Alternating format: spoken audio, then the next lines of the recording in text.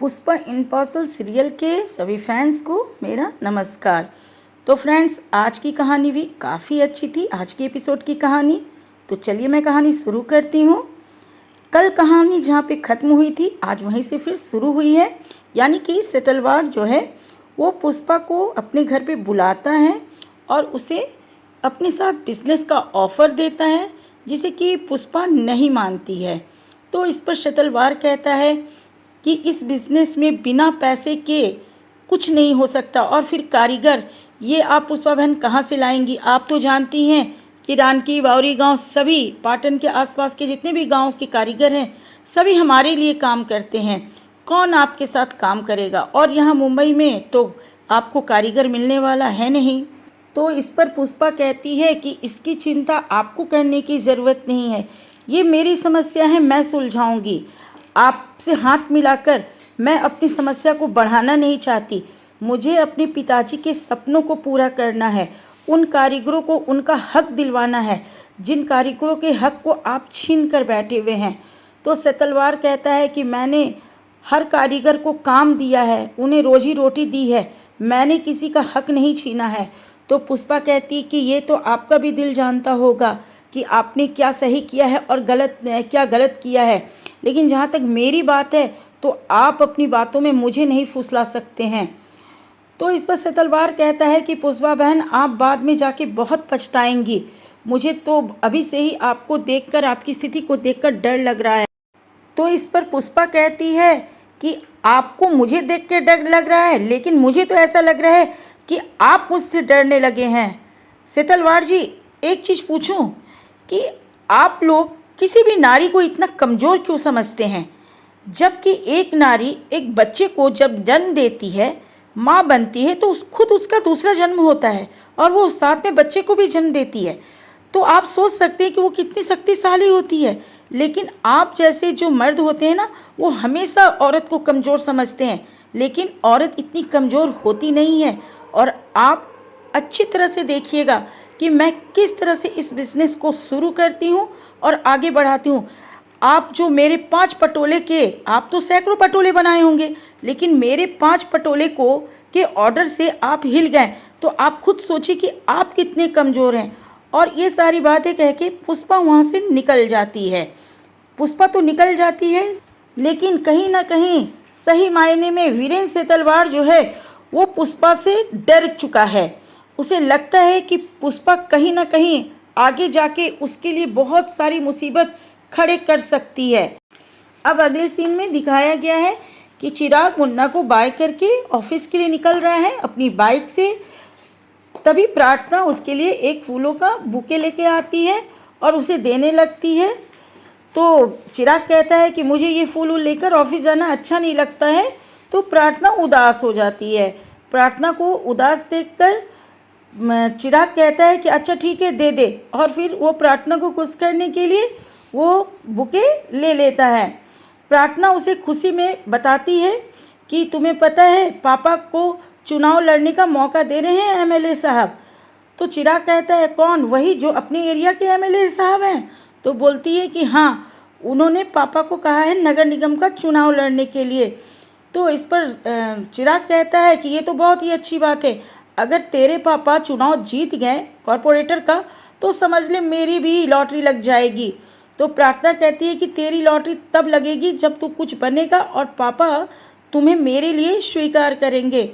तो चिराग कहता है वो तो उनको करना ही पड़ेगा, और तू देखना, अब तो मैं करने लगा हूँ ना नौकरी, अभी तू देख मैं आगे आगे और क्या करता हूँ। और इसके बाद प्रार्थना को भी बाय करके चिराग ऑफिस के लिए निकल जाता है। आगे सेतलवार के यहाँ से निकलने के बाद पुष्पा ऑटो लेती है और घर के लिए निकलती है।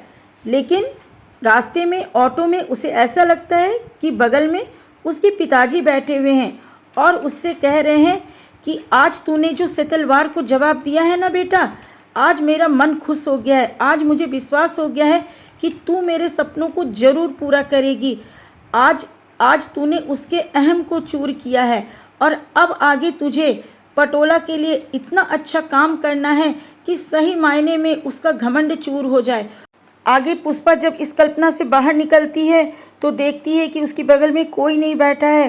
वो तो बस कल्पना कर रही थी। फिर वो दुखी होती है इस बात से कि पिताजी भी मुझसे कितना उम्मीद करते थे, अब मैं कैसे पिताजी के सपनों को पूरा करूँगी।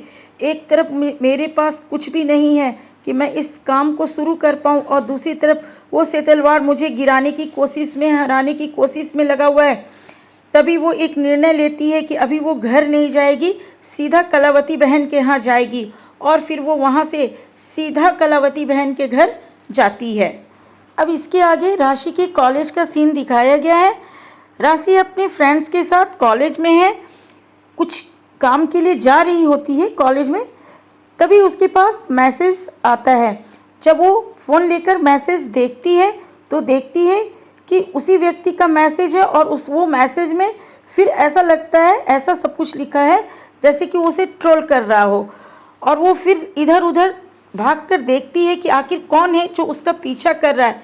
वो अपनी फ्रेंड्स को भी कहती है कि तुम लोग देखो इधर उधर कि आखिर कौन है जो हर मिनट हर पल कॉलेज में मुझे इस तरह से ट्रोल कर रहा है। तो उसकी फ्रेंड्स कहती हैं कि मुझे तो यहाँ पर कोई भी नहीं लगता है। तो राशि कहती है कि लेकिन मैसेज देखो, मैसेज देखने से ऐसा लगता है जैसे वो मेरे आसपास ही है। इसके बाद की सीन में दिखाया गया है कि पुष्पा कलावती जी के यहाँ तो जाती है, लेकिन घर पर कलावती जी नहीं होती हैं, उनकी बेटी पंछी रहती है। तो पुष्पा कहती है कि कलावती बहन कब तक आएंगी। तो वो बोलती है कि ये तो नहीं मालूम आंटी कि मम्मी कब तक आएगी। वैसे आपको क्या काम था? मम्मी कल कह रही थी कि आपने अभी तक चेक को निकाला नहीं है बैंक से, मतलब उसे कैश नहीं किया है। तो पुष्पा कहती है पर्स से चेक को निकालते हुए कि हाँ, मैंने अभी तक बैंक से पैसे निकाले नहीं हैं। तो इस पर पंछी कहती है तो क्या आंटी आप पटोला नहीं बनाएंगी, आप इसे वापस करना चाहती हैं? तो पुष्पा कहती है सोचा तो था कि कलावती बहन को चेक वापस कर दूंगी, लेकिन अभी मेरा निर्णय बदल गया है, मैं पटोला बनाऊंगी। लेकिन क्या है ना कि मेरे पास जो ये 5 लाख रुपए ना एडवांस के थोड़े कम पड़ रहे हैं बेटा, तो क्या तुम अपनी मम्मी से मेरी बात करवा सकती हो फ़ोन पे?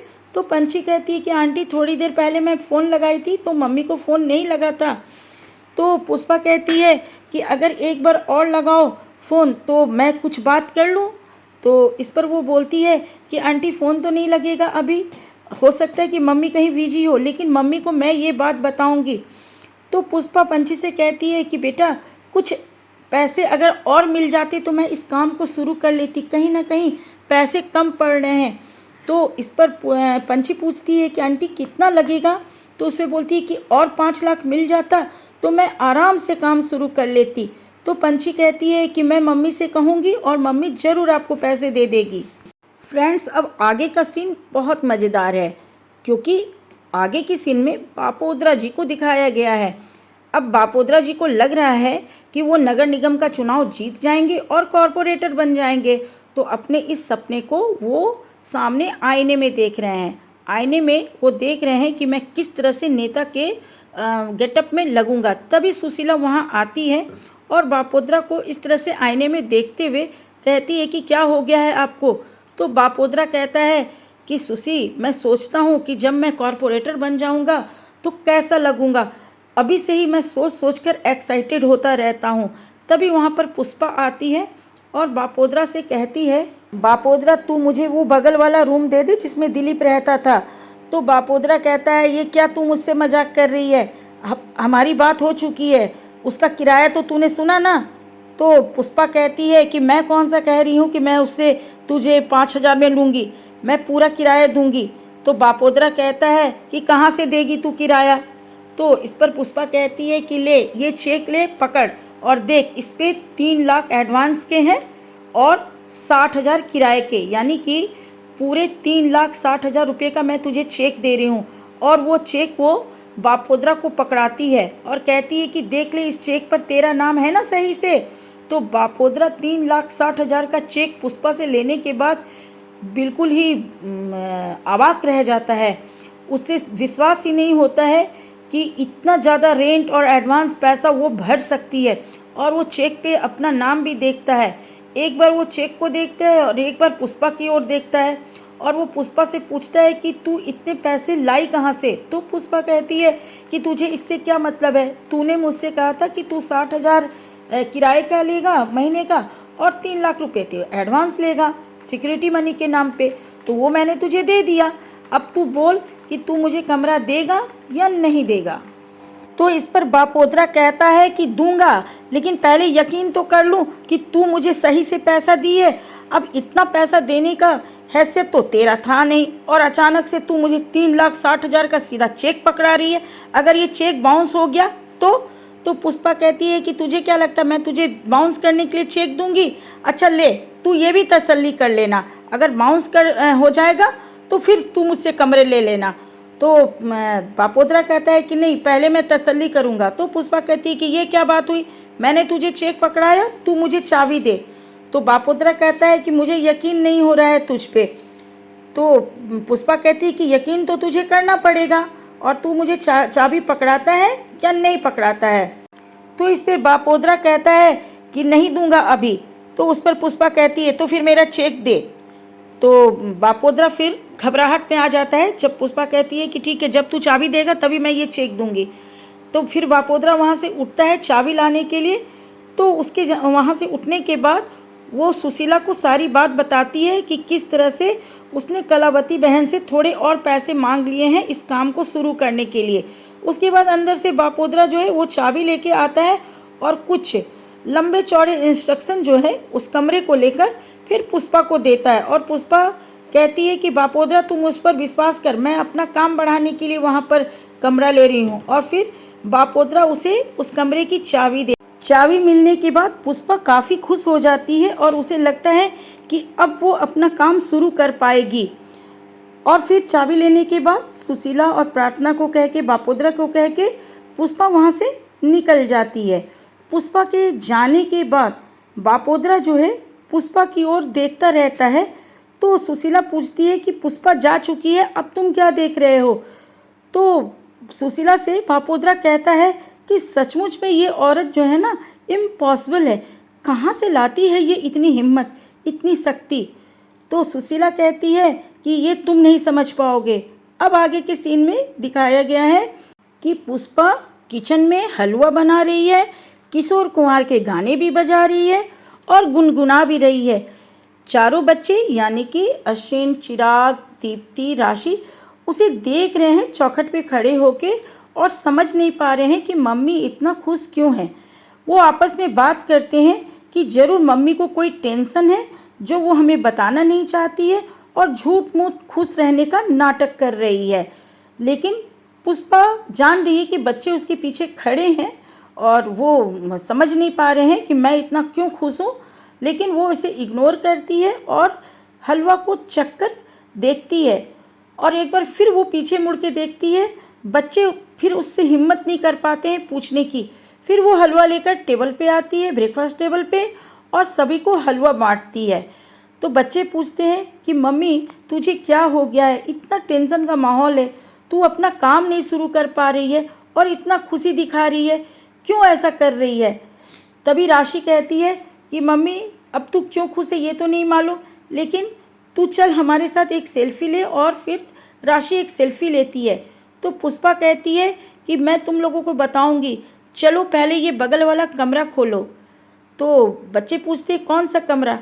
तो पुष्पा कहती है कि वही कमरा जिसमें दिलीप रहता था। उसके बाद वो बच्चों को लेके वहाँ जाती है और राशि से कहती है, राशि ये कमरा तू सबसे पहले खोलेगी और तू ही सबसे पहले अंदर जाएगी। अभी भी बच्चे समझ नहीं पा रहे हैं कि बात क्या है। राशि कमरा खोलती है और सबसे पहले कमरे में कदम बढ़ा के वो जाती है और उसके पीछे बाकी लोग जाते हैं। फिर पुष्पा उन बच्चों को बताती है कि मैंने ये कमरा किराए पे ले लिया है। तो अश्विन कहता है कि लेकिन मम्मी इसका किराया तो बहुत ज़्यादा था। तो पुष्पा कहती है कि घबराने की कोई बात नहीं है, अब मैंने पूरी तरह से तय कर लिया है कि मुझे पटोला का काम शुरू करना है और अब तो ये कमरा भी मिल गया है। तो अब मेरे पास बस कारीगर की कमी है और हस्सा की कमी है, जो कि मैं पाटन जाके ही अब पूरा करूँगी। ये सब कुछ देखने के बाद बच्चे अवाक भी हैं कि मम्मी ये सब कुछ ऐसे कैसे कर ली, और खुश भी हैं। अब इधर बापोद्रा टेंशन में है कि अगर वो नगर निगम का चुनाव जीत गया और कॉरपोरेटर बन गया तो फिर इस चौल की देखभाल कैसे कर पाएगा। और अपनी इस चिंता को वो सुशीला को बताता है। तो सुशीला कहती है कि चौल का काम ही कितना रहता है कि इसकी देखभाल की ज़रूरत होगी, वो भी आप साथ में कर लेंगे। तो बापोद्रा कहता है कि नहीं नहीं, कॉरपोरेटर बनने के बाद मेरे पास बहुत ज़्यादा काम होगा, दिन रात की फुर्सत नहीं होगी। अब मैं सोचता हूँ कि ऐसे में चौल पे कौन ध्यान देगा। तो सुशीला कहती है कि इसमें कौन सी बड़ी बात है, महेंद्र देख लेगा, आमिर भाई देख लेंगे। तो उस पर बापोद्रा कहता है कि नहीं, मैं उन लोगों पर विश्वास नहीं करता हूँ। तो और ऐसे भी चौल का जो काम है वो लोग कैसे करना जानेंगे। तो इस पर सुशीला कहती है कि आप कौन सा कॉरपोरेटर का काम जानते हैं, लेकिन अगर आप कॉरपोरेटर बनेंगे तो आप भी तो धीरे धीरे सीखेंगे। तो उसी तरह चौल का जो भी काम है वो आमिर भाई, महेंद्र भाई लोग अपना धीरे धीरे सीख जाएंगे, लेकिन इसके लिए बापोद्रा तैयार नहीं होता है। तो फ्रेंड्स, आज की कहानी बस यहीं तक थी। अब कल की कहानी में ये दिखाया जाएगा कि वो कौन है जो राशि को कॉलेज में परेशान कर रहा है मैसेज करके। तो फ्रेंड्स, हम लोग कल की कहानी कल देखेंगे और कल के एपिसोड की कहानी मैं इसी तरह से आपके लिए लेके आऊँगी। तो आज के लिए बस इतना ही। Bye bye.